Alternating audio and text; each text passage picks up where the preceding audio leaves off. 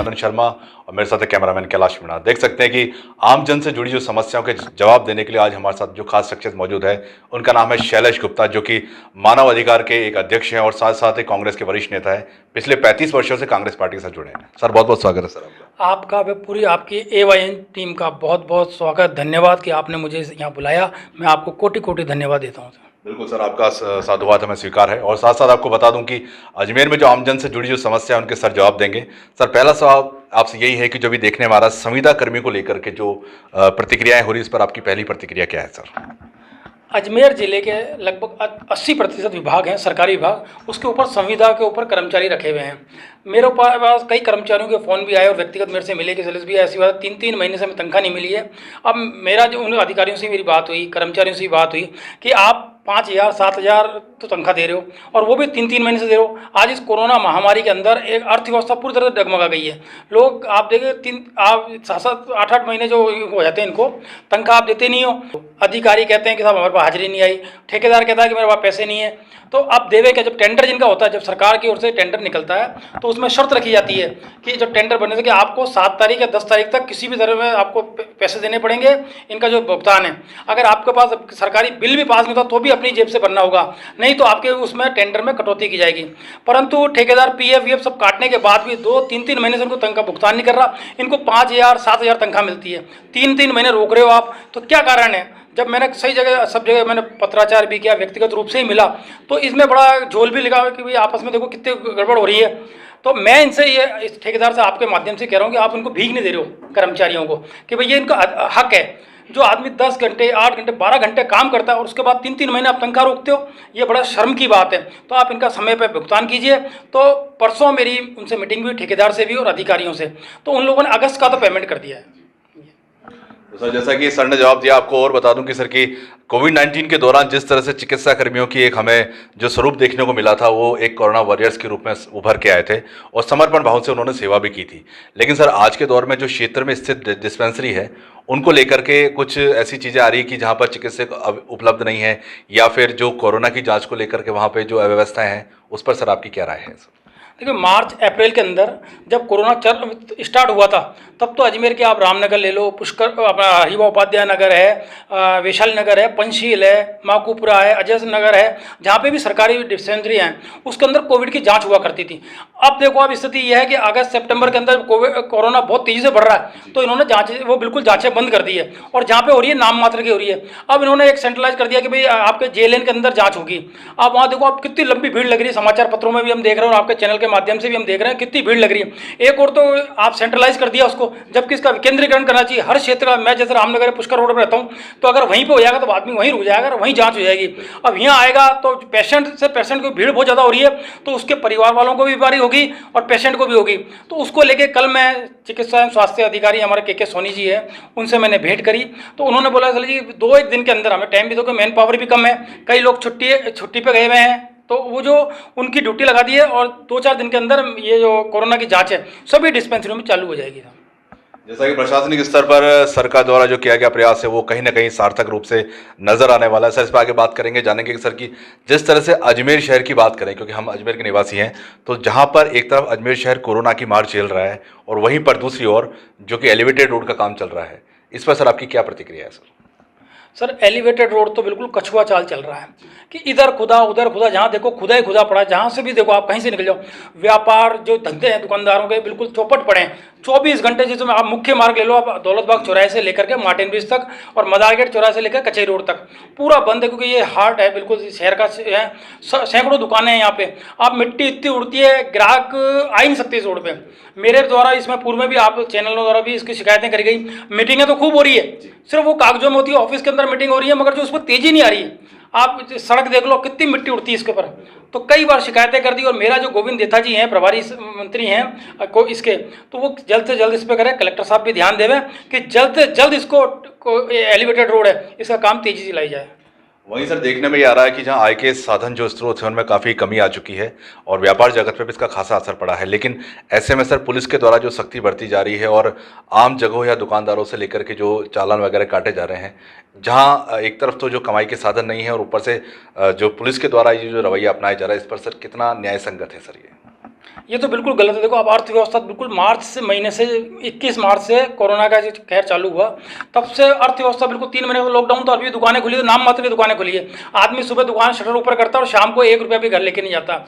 ऐसे में अकेला भी आदमी बैठा होता है, तो आजकल तो सभी से संबंधित विभागों को दे दिया पावर कि आप फोटो खींचो और खट से चालान बना दो 200, 400, 500 रुपये का। बेचारे अकेले आदमी, जबकि न्याय संगत नहीं है, अकेला आदमी तो मास्क लगावे भी नहीं, ये तो चालान खट से बनाए थे 200, 400, 500, 500 रुपये, 40,000, 50,000 रुपये। रोज अखबार बताते हैं कि 50,000 रुपये ने टारगेट दिया, आज इकट्ठे किए।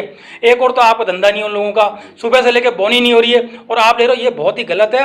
और प्रशासन से मेरी मांग है कि कृपा करके साहब इनको तो बख्शें। आप किसी भी सरकारी डिपार्टमेंट में चले जाओ साहब, सरकारी डिपार्टमेंट में ये था कि नो मास्क नो एंट्री, मगर उसके अंदर अधिकारी तो बिना उसके बैठे हुए हैं। कल भी मेरे पास कई 2-3 डिपार्टमेंट के फोटो डाले हैं, नगर निगम में भी डाले हैं, अधिकारी तो अंदर बैठे बिना मास्क के, और बाहर एक छोटी सी दुकान ठेले चलाने वाला है, मजदूर है बेचारा, उसका खर्चा आप चालान कर रहे हो मास्क के लिए। आप किसी भी डिपार्टमेंट में चले जाओ, अधिकारी लगाते ही नहीं है मास्क, 1-2 लगा लेंगे, वो भी यहाँ सरकार लेंगे, उन पे चालान नहीं है। और आम जनता जो गरीब है उन पे चालान है। तो कृपा करके प्रशासन इस पे ध्यान देवे, इन गरीब मजदूर जो है उन लोगों पर ये चालान ना किए जाए। इसके हमारी लगातार मुहिम रही है कि हम पुलिस विभाग को एक तरह से हम सैल्यूट करते आए हैं, और लगातार जो इस कोरोना के समय में जो उनका चेहरा उभर के आया है वो वाकई में काबिल तारीफ है। लेकिन आगे भी प्रशासन अगर इसे लगातार इसको जारी रखे, इसी प्रयास को, तो जरूर समाज के हित में बात होगी। सर आगे बात करेंगे। सर, जिस तरह से महंगाई का भार बढ़ रहा है, ऐसे में बिजली का जो भार है लगातार बढ़ता जा रहा है और अब हर महीने बिल आने लगे हैं, और साथ साथ पानी की जो सप्लाई है उसमें भी कमी आने लगी है।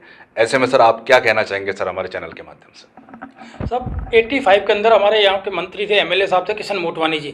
ये बीसलपुर योजना अजमेर के लिए ही बनी थी कि अजमेर शहर को 24 घंटे पानी देंगे पूरे जिले को। परंतु दुर्भाग्य की बात है, हमारी राजनीति कमजोर रही है। क्या कारण रहा ये तो मैं नहीं जानता, मगर कमजोरी इतनी रही कि अजमेर शहर तो आज भी प्यासा, 4-4 दिन में पानी की सप्लाई हो रही है। इतना प्रेशर कम आ रहा है, टाइमिंग कुछ भी नहीं है, कभी सुबह दे रहे हैं, कभी शाम को दे रहे हैं, कभी रात को दे रहे हैं। गृहिणी घर से बाहर नहीं जा सकती पानी के इंतजार में। आप पहली मंजिल तो छोड़, मतलब नीचे फ्लोर, ग्राउंड फ्लोर में पानी नहीं आ रहा, 1 घंटा भी पानी दे, 5 घंटे पानी दे रहे हैं, और इतना प्रेशर कम आ रहा है, घर में पानी नहीं है। आप जयपुर देख लीजिए, 24 घंटे पानी आ रहा है। दौसा पहुंच गया, भीलवाड़ा, अजमेर से ट्रेन जाया करती थी, भीलवाड़ा पहुंच गया, टोंक पहुंच गया, सब जगह पानी पहुंच गया। मगर जो सेंटर हार्ट था अजमेर, जिसके लिए ये योजना बनी बीसलपुर योजना, वो आज भी प्यासा है। ब्यावर इस पानी के लिए 6 दिन तक बंद रहा था, बहुत बड़ा आंदोलन हुआ था। परंतु हमारी राजनीतिक इच्छा शक्ति के कारण आज अजमेर तो बिल्कुल प्यासा, 4-4 दिन में सप्लाई हो रही है। बहुत स्थिति खराब है पानी की। तो सर इसके साथ हमने एक बिजली का एक लक्ष्य भी लिया था साथ में, जो कि टाटा पावर का है, जिससे कि अजमेर के काफ़ी लोग प्रताड़ित हैं, ऐसा कहा जा रहा है बिजली की भारों को लेके। और वहीं जो निजीकरण जो सरकार लगातार कर रही है, जहां पर एयरपोर्ट को ले लीजिए चाहे फिर रेलवे को ले लीजिए, इस पर सर आपकी क्या प्रतिक्रिया है? क्योंकि निजीकरण होना कितना सही है और कितना गलत है सर? निजीकरण तो बहुत ही दुखदायी है। आप देखो, LIC का निजीकरण हो रहा है, एयरपोर्ट का हो रहा है, रेलवे का हो रहा है, और आपने अजमेर में टाटा कंपनी को दे दिया। पहले बिल आराम से आता था, किसी को शिकायत नहीं हुआ करती थी, कर्मचारी भी आते थे। जब से टाटा को दिया है बिजली का बिल, आप देखो 4-4 कितना जस्ट डबल हो गया। लोग त्राही कर रहे हैं, किस शिकायत करें तो किसको करें? अधिकारी मिलते नहीं टाटा के। राजस्थान सरकार के कर्मचारी होते तो हम उसको कहते थे, ज्ञापन देते थे, शिकायत करते थे, ऊपर तक तो डरते थे वो लोग। ये लोग तो उन्होंने बिल्कुल नादिरशाही अपना ली है, हिटलरशाही है इनकी। ये डरते ही नहीं है और मिलते ही नहीं है। अधिकारी अंदर है, बाहर आपको जो 5 छोटे से कर्मचारी है उनसे आप बात करोगे, वही आपकी कोई बात सुनेगा, बोले कल आना परसों आना, वो टाल देते हैं। और बिलों में तो इतनी अनियमितता है, बस घर बैठे इन्होंने, क्योंकि अभी 4 महीने कोई आया ही नहीं जाँच करने के लिए, कोई भी वहाँ पे आया नहीं घरों पे देखने के, मीटर रीडिंग करने, इन्होंने घर में भेज दिया। अब जिनके 1700-1800 रुपये बिल आता था, उनके 6-7 हज़ार हुए। जब मेरे द्वारा शिकायत की गई, उन्होंने पूछा तो उन्होंने बोला अभी तो जमा करवा दो। उनसे बोलो हम समायोजित कर लेंगे। जो आदमी 3000, 4000, 5000 रुपये महीना कमाता है, वो अभी 5-6 हज़ार रुपये कहाँ से लाएगा? और वो कब आप समायोजित करोगे? आप पहले कम भेजो, या फिर ये तो आपकी गलती है। आपकी गलती का उपभोक्ता क्यों वो करे? तो ये ध्यान देना चाहिए। और हमारे VS भाटी साहब जो यहाँ के प्रबंधक महोदय हैं, उनसे मेरा निवेदन है कि जो भी एक बिलों में त्रुटि हो रही है, इनके टाटा कंपनी के MD को बैठावे और आम जनता को राहत दिलावे, कोई परेशानी नहीं हो इसके मामले में। बहुत बहुत शुक्रिया सर। और आगे बात करेंगे सर, जिस तरह से कि लगातार आपकी अभिव्यक्ति देखी गई है कि जो कि स्कूल फीस को लेकर के जो अभिभावकों पे दबाव बनाया गया, उस पर आपने एक अग्रिम भूमिका निभाई है। उसी नतीजे पर बात करेंगे कि सर जो अब आगे की शिक्षा व्यवस्था का भविष्य क्या होगा, या भविष्य की शिक्षा क्या होगी सर? ये तो देखो, प्राइवेट स्कूल वालों ने नादिरशाही कर दी है। राजस्थान हाईकोर्ट के आदेश ही नहीं मान रहे। उन्होंने ये फैसला किया था, और मंत्री जी ने भी कहा था कि अभी सिलेबस नहीं बना, कुछ भी नहीं हो रहा, फीस ले रहे हो, और आप ट्यूशन फीस की 70% लो। इन्होंने तो सारी फीस की 70% ले रहे हैं, और लोगों को धमकी और दे रहे हैं कि 10वीं क्लास में तो बच्चा पढ़ने वाला, अगर आपने फीस नहीं जमा कराई तो नाम काट देंगे। लैपटॉप पे आप 1 घंटा पढ़ा रहे हो, फीस पूरी ले रहे हो। और आप देख लो छोटी छोटी स्कूलें थी ना जो मोहल्ले वोल्ले में चलती थी प्राइवेट, वो लोग तो 2-2 महीने की फीस देते नहीं, ये तनख्वाह देते नहीं देते। ये बोला तनख्वाह नहीं है, तनख्वाह नहीं, आपकी लाइट जली नहीं, गाड़ी चली नहीं, आपकी लाइब्रेरी खुली नहीं, कंप्यूटर काम आया नहीं, फिर भी आपकी जो ज़मीन आज आपने ज़मीन टोकन मनी पे ली, हज़ारों रुपए के लिए आज करोड़ों रुपए की ज़मीनें हो गई। तो आप 2 महीने का आज देश के ऊपर ऐसी विपत्ति पड़ी है, 2-4 महीने आप अपने कर्मचारियों को तनख्वाह नहीं दे सकते हो। ये सिर्फ बेवकूफ़ बना रहे हैं, इनके पास खूब पैसा है, चाहते नहीं है लोग देना। और मेरा ये निवेदन है आदरणीय शिक्षा मंत्री जी से भी कि कृपा करके साहब जितना हमारे जो अभिभावकों को राहत मिले, ये डरा रहे हो रहे हैं और पेपरों में और दे देंगे हम जो फीस नहीं जमा कराएगा उसका नाम काट देंगे, स्कूल से काट देंगे। अब एक घर के अंदर 4 बच्चे हैं, 3 बच्चे हैं, अब 3 तो लैपटॉप लाओ, उसके लिए 3 मोबाइल लाओ। आर्थिक व्यवस्था तो वैसे ही खराब है, 1 घंटे के अंदर वो बच्चा क्या पढ़ लेगा। आप 1 घंटा पढ़ा रहे हो और स्कूल के अंदर 6 घंटे पढ़ाते थे, और फीस भी उस हिसाब से होनी चाहिए 1 घंटे की। तो मेरा तो यही निवेदन है आदरणीय शिक्षा मंत्री जी से कि साहब इस पे फीस के ऊपर कम से कम ली जाए और आम जनता को राहत दी जाए। अभिभावक बहुत परेशान है साहब इसमें, बहुत ज़्यादा।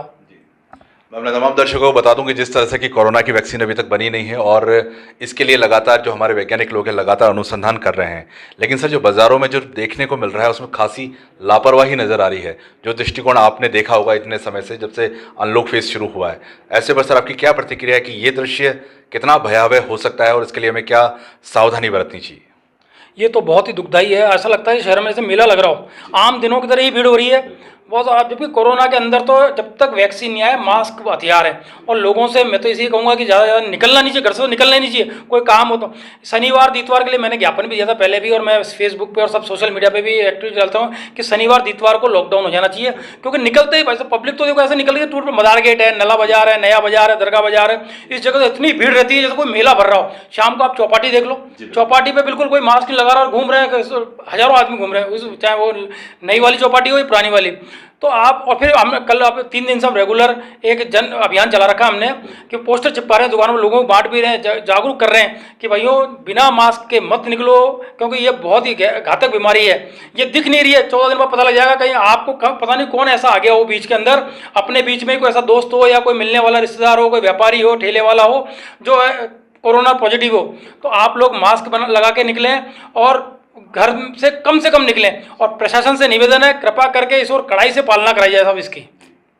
तो जिस तरह से जो संदेश दिया गया है वो कहीं ना कहीं समाज के हित में है और ये दर्शाता है कि आगे चल करके समाज में इस तरह के बिंदुओं पर अगर पहल की जाए तो हम इस बीमारी से बच सकते हैं, क्योंकि वैक्सीन अभी तक आई नहीं है। सर आगे बात करके जानेंगे कि आपसे एक संदेश लेना चाहेंगे हमारे तमाम दर्शकों के लिए कि अब आगामी भविष्य के लिए, जीवन के लिए आप क्या संदेश देना चाहेंगे, किस तरह का जीवनचर्या रखें, दिनचर्या रखें? अभी तो सबसे बड़ी देश के अंदर विपक्ष पूरे विश्व में एक बीमारी फैल रखी है कोरोना, इससे बचना है अपने को। बिल्कुल जो भी सरकारी गाइडलाइन है उसका पालन करना चाहिए, आपसे भाईचारे से रहना चाहिए, प्यार मोहब्बत से रहना चाहिए, बस यही मेरा कहना है। सर बहुत बहुत शुक्रिया हमसे जुड़ने के लिए। धन्यवाद साहब, आपका बहुत बहुत आपको शुक्रिया करता हूँ साहब। ये थे हमारे साथ में शैलेश गुप्ता जो कि मानवाधिकार के अध्यक्ष हैं और साथ साथ जो कि है कांग्रेस के वरिष्ठ नेता हैं। फिर हम आपके साथ हाजिर होंगे फिर एक बार नए मेहमान के साथ में, जब तक दीजिए हमको इजाजत और देखते रहिए AY न्यूज़। मेरा नाम है मनन शर्मा, मेरे साथ है कैमरामैन कैलाश मीणा। नमस्कार।